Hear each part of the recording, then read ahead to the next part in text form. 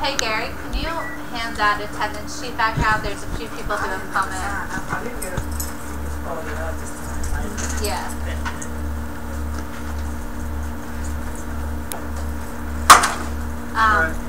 Sorry, where was I? You never know how many people you're going to interview with. Typically, it's only one. Yeah, so you do want to bring copies of your resume with you because you don't know how many people are going to need copies of your resume. The other really important thing, Vincent, is that I like to have a copy of my resume in front of me during the interview, and I think it helps, you know. Exactly. You guys are both on the same page. They're looking at a sheet of paper. You're able to kind of point out the things that you think are valuable to them. And you also might, I don't know if any of you guys are like graphic people or writers or anything like that, but you might want to bring a copy, you might want to bring your portfolio with you. So that would be, you know, if you've done any work, if you have any newspaper clippings, anything like that. It also can include any professional reference letters that you've received. So I don't know if you guys have any reference letters, but if you do, you want to start holding on to them and keeping them in a binder, because that's a nice thing to just happen to bring to an interview and just happen to, you know, show the person you're meeting with a glowing recommendation letter on you. I forgot about it. And if you forgot about it, like recently, or? Okay, so can you work on that?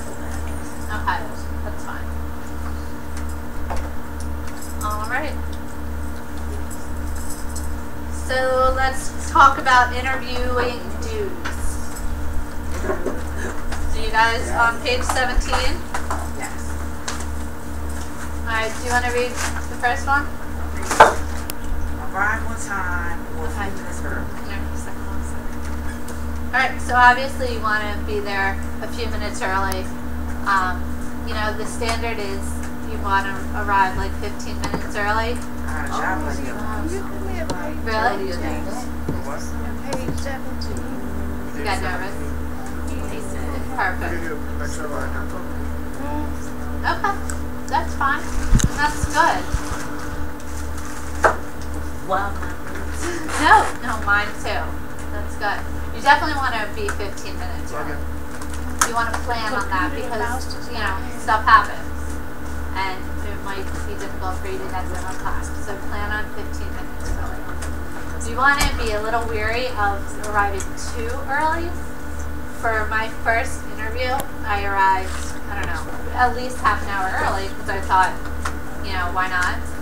Well, the air conditioning had broken at the building I was interviewing at, and the guy who was interviewing me had literally like stripped down into like his undershirt, and like it was, so then I like go up, I'm like, oh, you know, I'm here for my interview. It was not a good situation because he was obviously embarrassed. I was embarrassed having it was a very awkward situation. So you want to be a little weary about arriving too early. But in most places there's a waiting room and it's usually fine. So I would say 15 minutes for sure, half hour is a little bit on the long side, but still a decent amount of time to arrive. Alright, so you want to greet the interviewer by the last name if you are sure of the pronunciation. If not, you're going to ask the employer to repeat it. Another nice thing is, you know, if there's an administrative assistant at the front desk, you can typically bond with them. I'm sure you guys know this, but it's important that you have good relationships with everyone in the office where you're interviewing, because the admin might often be one of the most important people in the office to give her input. I know Janet always asks Louise, you know, hey, what did you think of Charlie when he came in to interview? So it's important that you make a good impression with everyone that you meet with. At the bottom line, it costs you nothing to be polite and personable, really. Yeah. No one ever says, damn, I was too personable. It just doesn't work out like that. Wait until you're offered the chair before sitting. Sit upright and look alert, interested at all times. Listen carefully and respond succinctly and articulately. That's another reason that it's helpful to have a notebook in front of you. You know, jot down a few thoughts. Plus, the notebook is kind of a nonverbal assurance to the person that you're interviewing with that you're not just sort of staring off into space. And, you know, you're paying attention. You can refer back to a key phrase you heard. Like say you had questions about that overtime that they were possibly offering. You don't want to have to fumble for like 5 minutes as the gears in your head turn. And be like, oh right, overtime is from X to Y. Interesting. Tell me more about that. Right. You want to engage with them as much as possible. Early in the meeting, try to get the interviewer to describe the job and duties so you can focus your responses on your background, skills, and accomplishments that relate to the position. Obviously, you guys are all going to have the job description, you know, ahead of time, hopefully, so you're going to have read that thoroughly. I would also suggest printing out the job description and bringing it with you. You know, maybe making notes on the job description about how some of your skills relate to that specific part of the job description. You want to be sincere. You want to note achievements such as original concepts you've developed, projects you've managed, and websites you've produced. All right. Now, the interviewing don'ts. Kia, what's the first one? Kia. She's turning. Oh, sorry. Don't answer the simple yes. She said it already. Okay. Sorry, what was it again? Don't answer with a simple yes or no. Explain Whenever possible. So a lot of times we've had people give literally one-word answers. In interviewing, you know, the interview process is a time for you to sell yourself. So you want to talk as much as possible. You don't want to ramble, but you want to have a succinct answer, and you definitely don't want to do a one-word answer. You want to, you know, give examples as much as possible, especially during behavioral interview questions. So make sure that you expand a little more than just that simple yes or no answer. Okay? Tia, do you want to read the second one? If you don't understand a question or need a moment to think about it, say so. Never pretend to know something or someone when you don't. Okay, good. Who wants to read the next one?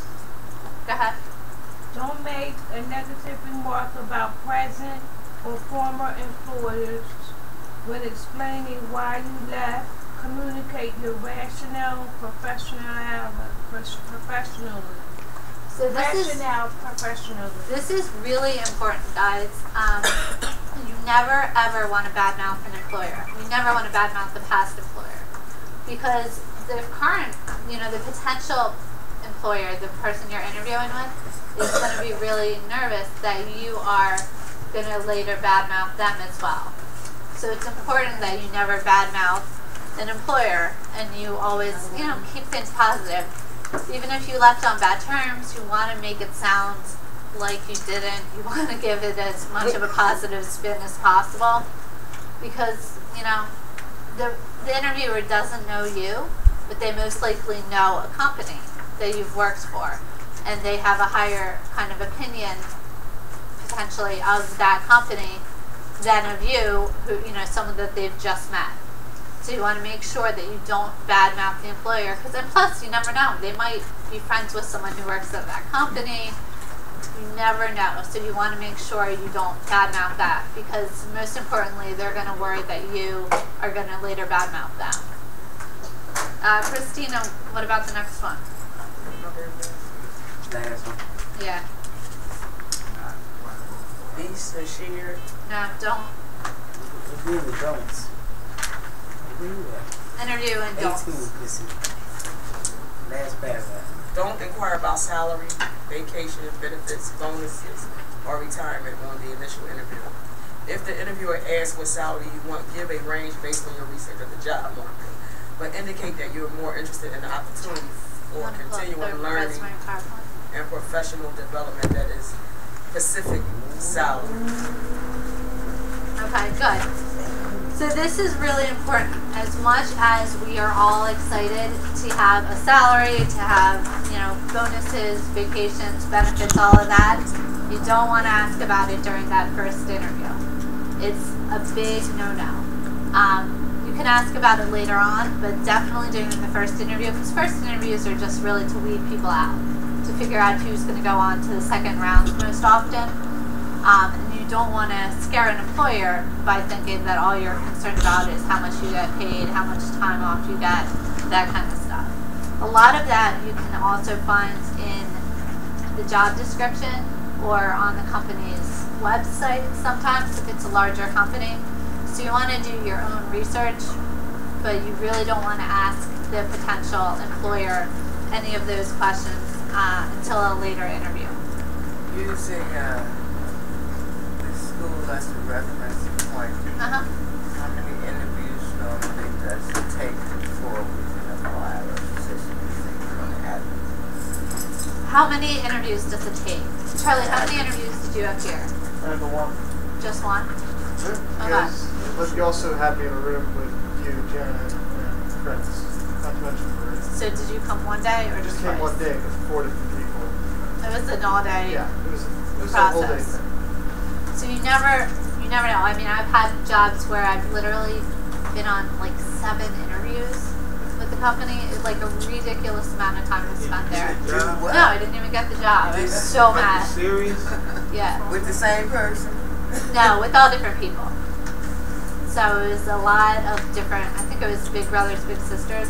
So it's, a big organization and lots of different people I interviewed with. Not necessarily on a different day, but I met with 7 different people and had to go through the whole interview process.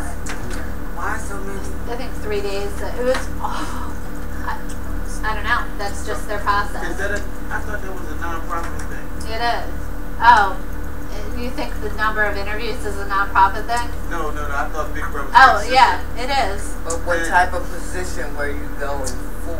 For a development fundraising position. Fundraising. So, I don't know. But, I've had that many interviews and then I've had 1. So it totally depends. It's really hard to say, Joyce, how many interviews you should expect. I would say typically now they may do a phone screen, which would probably count as the first interview, and then go on to the second one. So we have a quick PowerPoint. Hold on. Oh, go ahead. Just getting back to one of the points that was raised previously, the don't speak poorly of a previous employer. There's a little bit more to that basic rule of thumb than civility and politeness, which of course you're expected to have anyway. The reason for this is in part that if you're going to speak negatively of someone, that implies that if they hire you, you're more likely to shift your mistakes. Like, say you don't get something in on time. Oh, that was because of X, Y, and Z. If you don't own up, like, yeah, I dropped the ball on that one. I'm going to get it into you as soon as possible. Which employee would you rather have? Somebody who owns up when he's made an error, or shuts the blame onto someone else? So all these questions go into, do you want to hire someone like this? So you're selling yourself, as we've said throughout this class. But just one little, even slightly tinged with negativity remark can scuttle you. So be careful of it. It should be that you've decided to move on to something else, or Right. the company you work for shouldn't enter into it besides what they gave you, what you learned, and what you can now offer this company you're interviewing with. Absolutely. Okay, because God knows it's fun to blast companies that haven't treated you well. The interview is definitely not the place for it.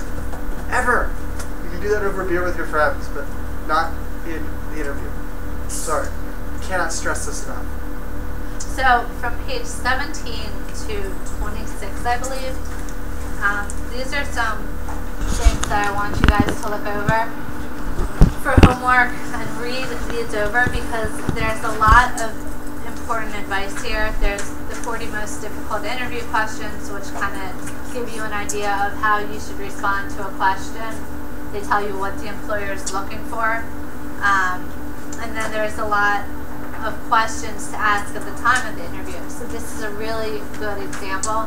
Hold on to this book, because if you're struggling to come up with questions to ask an employer, look at this page because there's a lot of information here.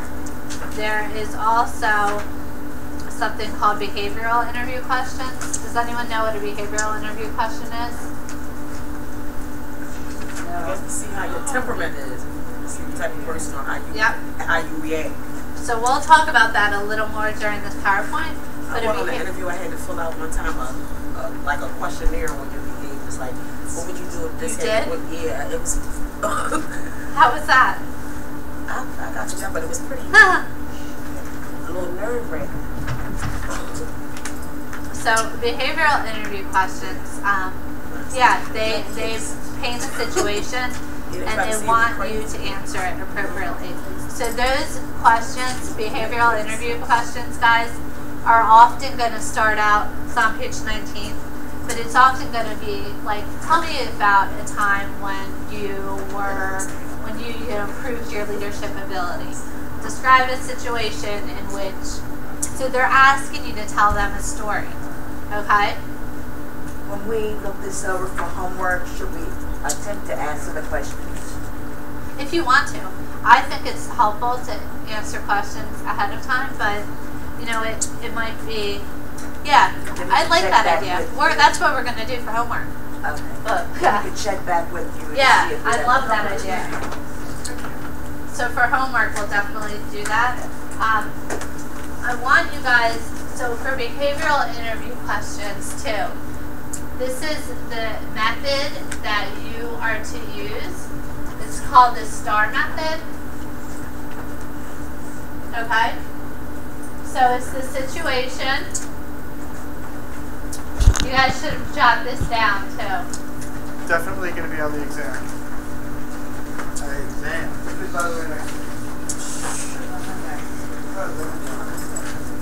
It's the task. Hey Charlie, do you remember this? Situation, task. Oh, action. Action and result or response.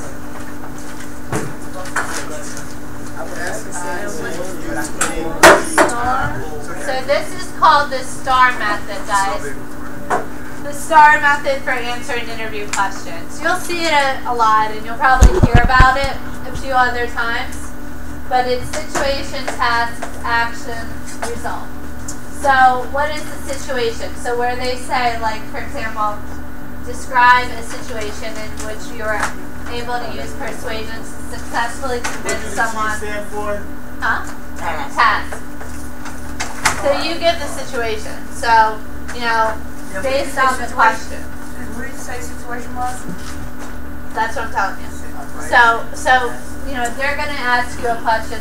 We'll say, just tell me about a time when you had to show your leadership abilities. So you're going to paint the situation. Okay, times when I had to show my leadership abilities, was when I was responsible for organizing an event for 50 people, or something like that, 50 kids. So that's the situation. You have to paint the picture, right? You have to get everyone on the same page. So the task was whatever the task was. So you wanted to keep the event organized. You wanted all the kids to do, X.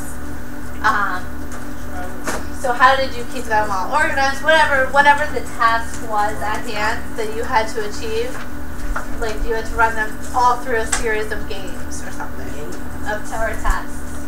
So the situation, you have all these kids you have to keep active. The task is you have to make sure that they take a test. The action, how did you do it? How did you successfully do it? So, I was able to, through relationships that I built with them, I was able to organize a series of games and have them all complete the task, in a timely and fun fashion. So that's the action. This is really important because a lot of times people are really good at telling a situation and a task, but not so good at titling the action and the result. So the action is what you took in order to done. What you did to resolve it. But the result is even more important, and I'm going to circle this because they want to know not only what you did, You know, they want to know not only what you did to solve the situation, but they want to know the result of it. Yeah, what did it accomplish? So were you able to make a successful, you know, event and get all 50 kids tested? They want to know what that result is. Okay? It helps, I find, if you go through the questions, like the 40 tough ones, a lot of them are, you know, how did you handle a situation with a hostile customer, or, you know, stuff like that. Pretty basic stuff. Yeah. I know one of my biggest fears when in an interview was getting caught flat-footed, where I have to think of something on the fly. When you have to think of something on the fly, you're both not very charismatic and you're not able to keep a good link of causality between the four things, you know, the situation, the task, the action, result, all get muddled up and they can't understand what you're saying. So a good exercise, although certainly not absolutely necessary, but good to remember, is to go through these questions and then have a little note like, oh, that time I worked as a cashier, someone, you know, brandished a box cutter in my face and I said, no, that's very nice. Here's your change, please get out of the store, please. The 4 hits, whatever. So you want to make sure you so do that. have little notes on how to do this for each one. That'll help you immensely in the interview. And that's why we are going to encourage you guys. Actually, Charlie, if you want to jot up on the board for homework. Yeah, sure. That, you know, the homework is to answer. I want you guys to answer 3 behavioral interview questions. Any 3, but I want you to use that STAR method. So if you could just type up your responses and then email them to us. Answer 3. And that's by next class.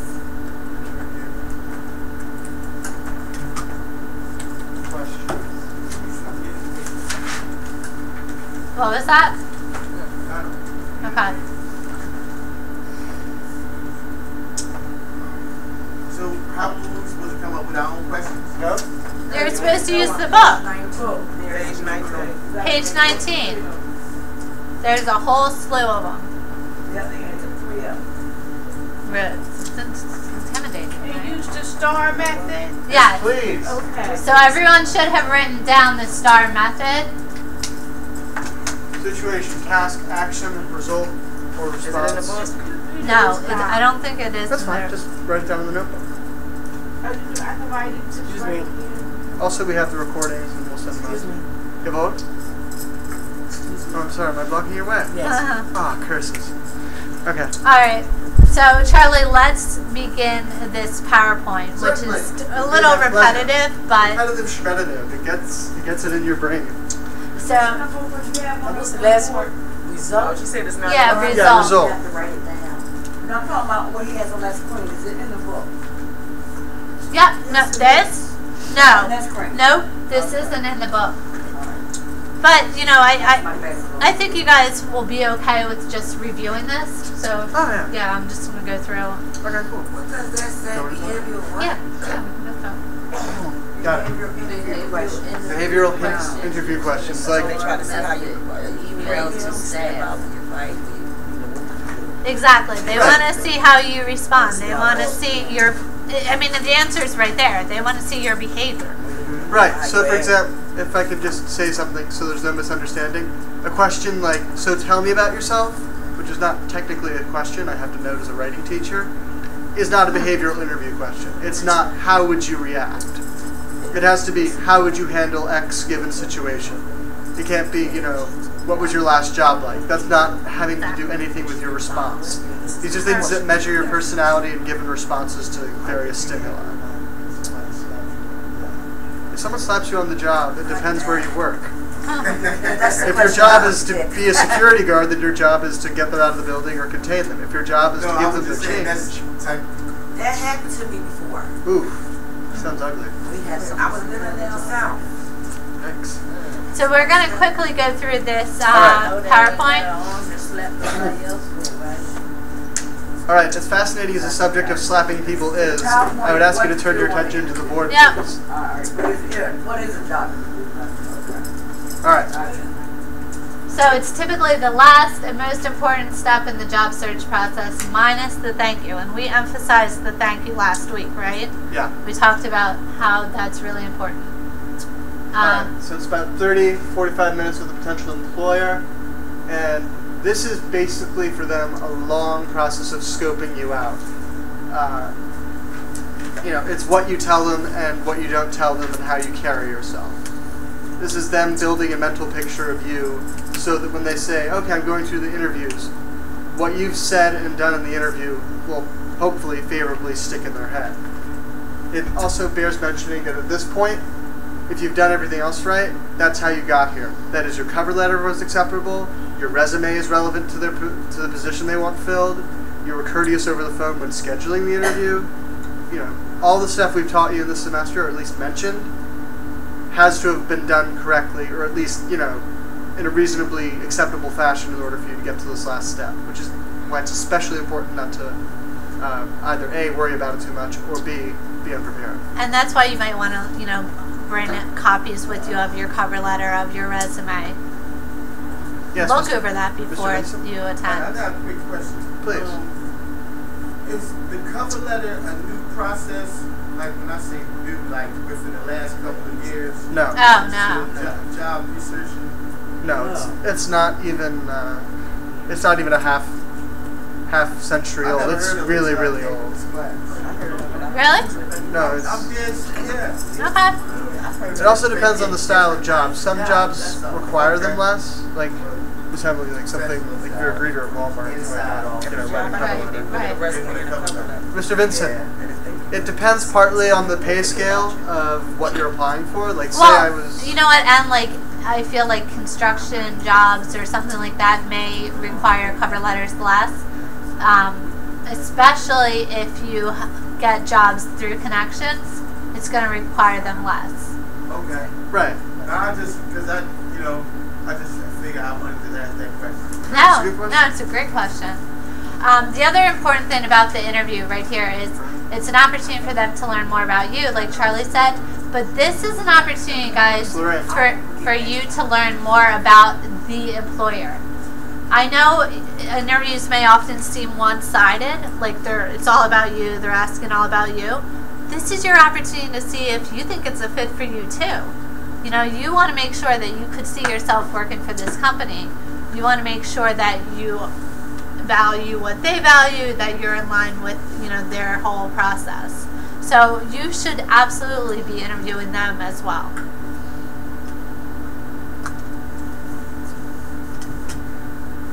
So before the interview, like we talked about, you want to learn about the company as much as possible. You want to practice some of the interview questions in the book.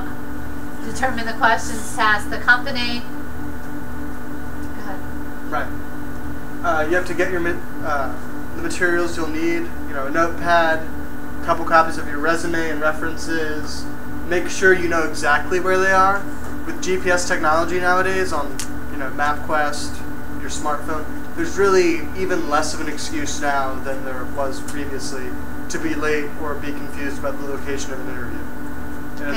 And it's becoming one of the easier things. So who you will be meeting with. Then there's 4 types of interviews. Obviously we just talked a little bit about the behavioral interview. What's that? Yeah, but these are the 4 types of interviews that they've kind of broken it down in between. So we'll just go over these quickly so you guys know what to expect. Alright, so an informational interview is an opportunity to learn about an area of interest from someone who's an expert in the field. So if you're going to a job fair, for example, that might count as an informational interview. Who here has been to a job fair before? Oh wow, that's actually a lot more than I expected. Wow. That's 5 people out of, what, 16? Not bad. So what were they like? Come on, people who raised their hands. What was it like? Well, I run on a job and it was very informational. It was in my field. I was a certified nursing assistant in the house and all those companies, and I wanted about 50 of them. About 20 callbacks. Oh, nice. Nice. So informal, but it's all about getting your name out there. I took my resume.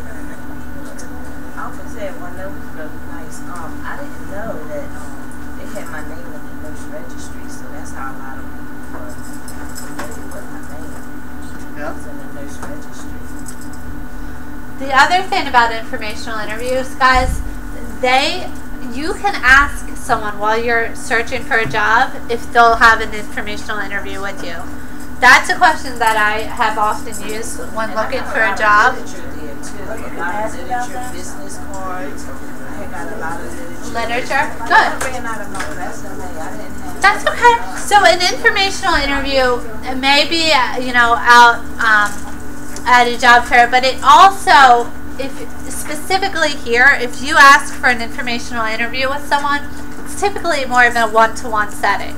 Right. So, like, for example, I asked the PR director at McGee if we could have an informational interview so I could learn more about getting into that field, because that was something that I was interested in. So an informational interview is when you talk to someone who is in the field that you are interested in working in, okay? It's not a job interview because they do not have a job for you, but it can provide connections. It also, my sister went on an informational interview, or what she thought was an informational interview. They ended up offering her a job. So you never can be too sure, if it's only an informational interview or if there's actually a potential position. But it's an opportunity for you to ask, if you can meet with someone and learn more about the field and make a connection with them, which is extremely important. Like you guys know, the networking is the number one way. Networking is the number one way to get a job. That's why I asked for the business cards. Yep. Go home and look them up. Perfect. Yeah, that was my question. When is the appropriate time to ask for such an interview? When you just encounter someone during the 30-second commercial? I mean, like, when is the best time? Yep, that's a great question. I typically wouldn't ask someone for an informational interview until you've corresponded with them a little more than your 30-second commercial. And so how do you get to that point? So I might, do your 30-second commercial after you've met someone, request their business card, and then start corresponding with them, a few times, once or twice, just so you have some sort of relationship going, and then ask for an informational interview. Yeah, good. That's a great question, though. Okay. I just want to ask for an information interview. What about it? I'm trying to put this in like form. I'm going to ask for an informational interview. Just Tony. Speak up. I can't hear what Tony said. No, speak up more. Okay, I'm going to ask for an informational interview after they see my 30-second commercial. Typically, or it might be like your cousin. Yeah, if you've been emailing back and forth, like you find out your cousin works for a company you're interested in working for, your neighbor, you can just ask them for an informational interview. It's someone that you have met before. It's someone you have, it's someone you have a rapport with. You can't just ask anyone for an informational interview until you've developed a little bit of a rapport with them. Right. So, Yeah, great. Miss Sabrina? Now I have a question, right?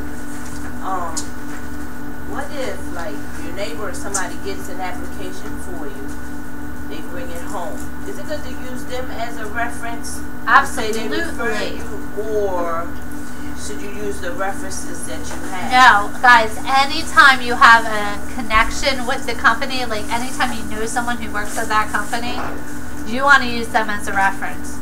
You want to say they referred you, perhaps in your cover letter. I mean, that connection is like gold. You want to mention it as much as possible because obviously they're working there for a reason. So you want to make sure to mention that. Yeah. So I would drop one of my references. Like, yeah. Don't use one, because I know you're supposed to say, like, the most you're supposed to have is like 3 or 4 if you. Oh, okay. So I mean, you would either add them or drop someone else. Yep. Oh, okay. Yeah. That's one. No, good question. Alright, so another kind of interviews, this is typically, and this is kind of in order, guys. So you're going to have an informational interview with someone just to learn about the company. But then after you've applied for a job, you may often get a phone screen call, a phone interview, right? So this is just when the employer calls you out of the blue. This is why we all want to have professional voicemails on our, especially, I mean, absolutely when looking for a job. So like on our cell phones, we want to make sure we have a professional voicemail. You know, not any of that like loud music blaring. You want to make sure it's somewhat professional. Do you want to read this? Right. So on a phone screen, you might be asked some of the following questions. You know, this is a good time to talk. If it's not, you should probably be honest. Like if you're driving, you know, probably a bad time to say, yes, I am totally without distraction. You know, tell me about yourself. Try to keep it, you know, under 30 seconds. If you can give your relevant history in 30 seconds, you should keep your story about yourself under 30 seconds as well. I mean, you don't have to start with, I was born in a log cabin on the border of the Ohio River. No, just, okay, so I've worked in X, Y, and Z. So think 30-second commercial there. Tell me about your understanding of the position. Again, your answers to these shouldn't be so brief that they come across as rude, like, yeah, I heard this is a marketing job. No, I heard this job will involve, you know, some marketing, possibly customer relations, etc., etc. It really helps if you have all relevant data about this company in front of you during a phone interview. Stumbles, verbal tics, they count for a lot more by a magnitude of God knows how much when all you have is your voice to convince people that you're a good fit for this position. So, if possible, try to schedule the phone interview for a time where you know you'll have this data in front of you. You know you won't have anyone else trying to call you, or if you have kids, them banging on the door or whatever. Try to get yourself alone and focused. In short, treat a phone interview like an actual interview and seclude yourself. Yeah, absolutely, because a phone interview is just part of the process, guys. You have to pass the phone screen before you can get the actual interview. Right. Do you have any questions about the position? Try, if possible, not to come up with ones on the fly. If you're getting into the phone interview situation, you should already have them written down as part of your prep for this. Yes. Yes. So you have to pass You have to pass this to get anywhere. Yeah. To get what? Yep. So these are all building upon one another. Are you talking about when they call you about the job you applied for? Yep. It's just called a phone screen. You know, they may not ask you tons of questions, but they very well may ask you a lot of questions. So this is just, you know, you want to be prepared for it. Right. So questions you should ask, though. Like say they say, great, we've gotten you an interview with X. And you say, okay, so who will be present at the interview? They might not have told you that. Like they'll say the head of HR, the head of accounting, because they're taking you in person on. Great, that's more to consider. This will be more of a group interview. If you ask your questions correctly, you can be more prepared. Someone had a hand up? Saunders? Yes, Charlie, we're going to go through some of these. I know we're going to do mock interviews.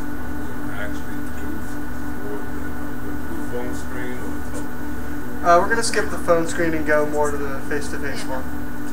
But this is good principles to know. Where, when, who do you ask for?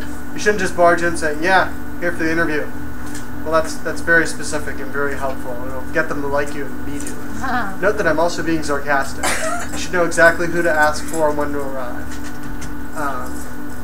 Yeah, the more you look like you know what you're doing, the more likely they're going to think this person has their ducks in a row, assuming you have ducks.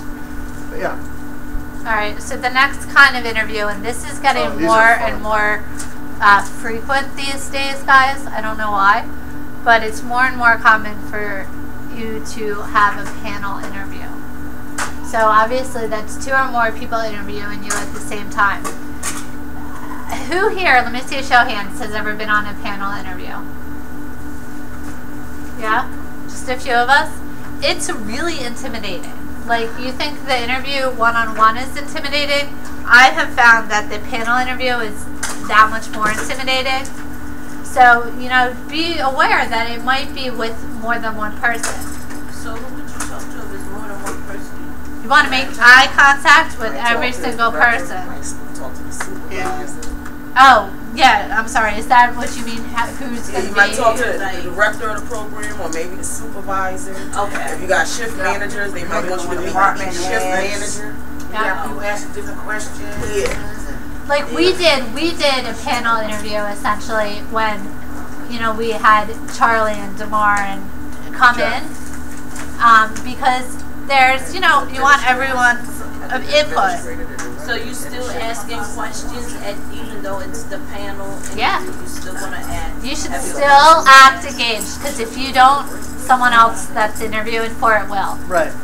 A good rule of thumb is you should say person A asks you a question. You should look person A in the eye and respond directly to them. You should also attempt to include as many of the others as possible if it's feasible within your answer format. If you can. But it's always best to respond to the person who asks the question instead of talking completely to someone else. It's just confusing. Yeah, it's intimidating. Okay, so right. here we go over Is that familiar, guys? STAR method again. Situation, task, action, star. Oh, okay. This is for more popular jobs. So behavioral interview questions are becoming more and more popular these days, okay? Oh. I don't know what happened, but... Sorry. Alright, here it is, the behavioral interviews, giving an example of your leadership skills, your project management skills, or tell me about a time when you had to deal with a difficult person. You know, these are all behavioral interview questions. There's a whole page in your book about this, but here are some other examples. So, what is the employer looking for during an interview? They want to see your communication skills.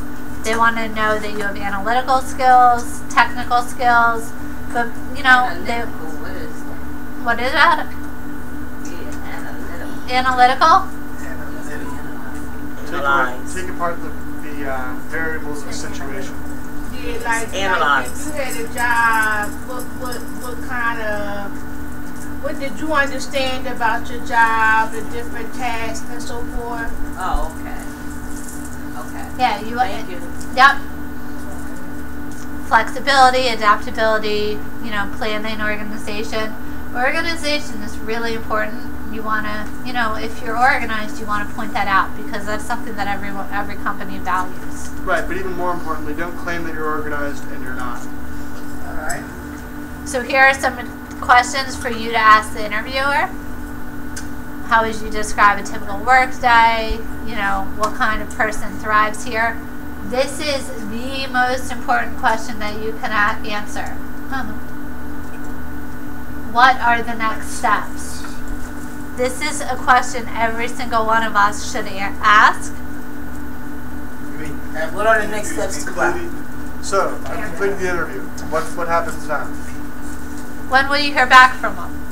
You know, when can you expect to hear back from an them? update, etc., etc. When is it good to touch base with you about this? Because when I'm going for interview, if I got the job, I got the job. Yeah, well, you guys are awesome, but things have changed quite a bit.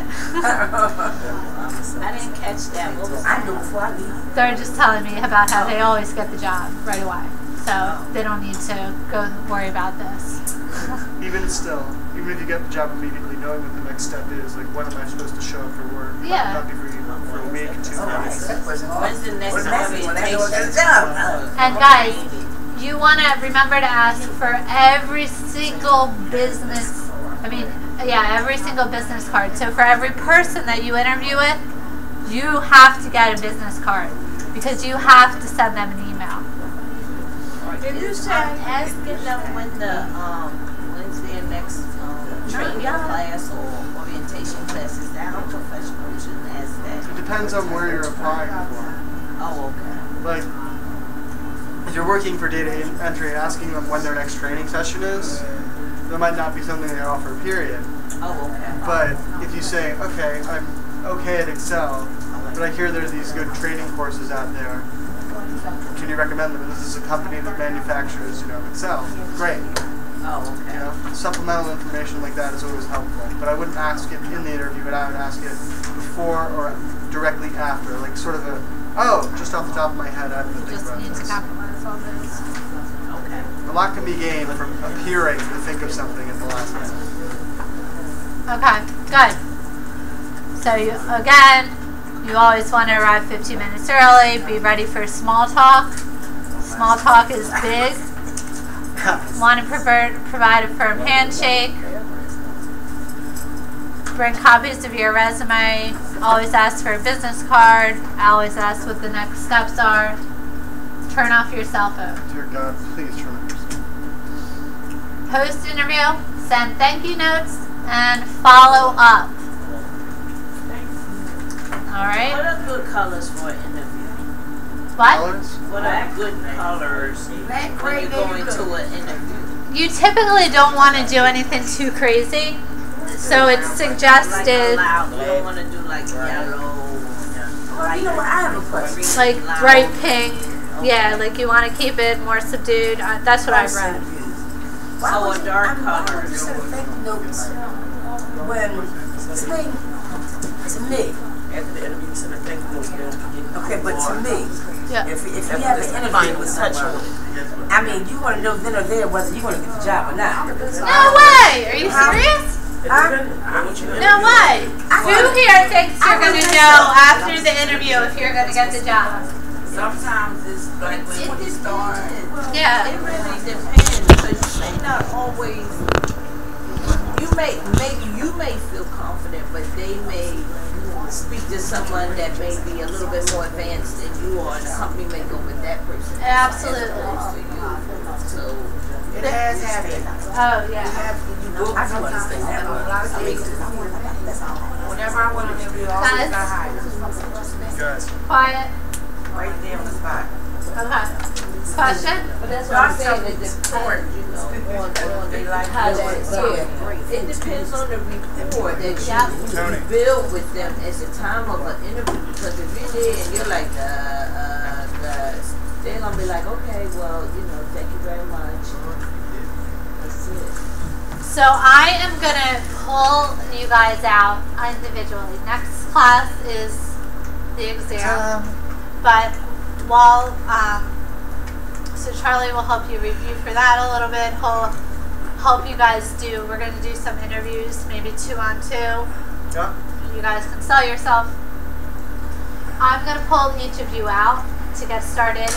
We have a process where you're going to be interviewed. It's called Interview Stream. You're going to have an account created. You're going to record. You're going to interview with the recording on the computer and then be able to review it. Kind of like the 30-second commercial, but I want to see how you think on your feet. So I'm going to pull you guys out one by one between the rest of this class and then next class if we don't get to everyone in time. All right? All right. So we're breaking now? Want to go on a quick break or do you want to? Yeah. Quick break, All right. 15 minutes. Be back in 15, guys. Hey, Ross, come So here. be back at 5 up. That's right. Say it again. I'm the what? It's